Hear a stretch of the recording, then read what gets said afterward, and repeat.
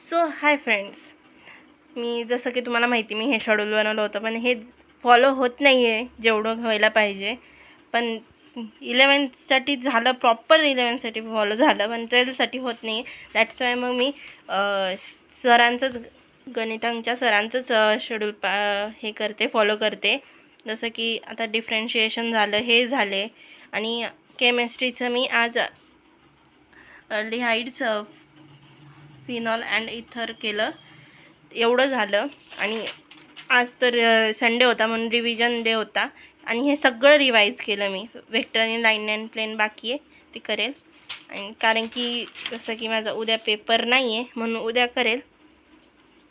28 तारखेला आहे. आणि मी सरांचे लाईव्ह लेक्चर नाही करत, मी रेकॉर्डेड लेक्चर करते. रेकॉर्ड झाल्यावर त्याच्यामुळे माझे होऊन जाईल. आणि मी 3 तास नाही तर 2 तास 3 तास मॅथला देते, 2 तास केमिस्ट्री आणि 2 तास फिजिक्स. आणि 3 तासाची 3 तासाची नाही, 1 तासाची नाही तर 3 तास असेल तर 3 तासाची टेस्ट देते दररोजचा हा शेड्यूल आहे माझा. आणि जर का क्लासमध्ये असेल तर मग क्लासमधलीच देते, आणि जरी नसेल तर मग एक ॲप आहे त्याच्यावर येतात टेस्ट, ते नाही तर क्वेश्चन PYQ येतात, प्रिवियस इयर क्वेश्चन म्हणजे, तर मग ते करते.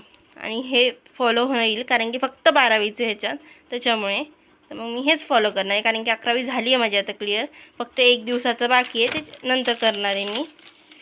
जसं की पेपर होता त्या दिवशी, त्याच्यामुळे इथलं राहिलं आहे, ते करेन मी नंतर. Thanks for watching.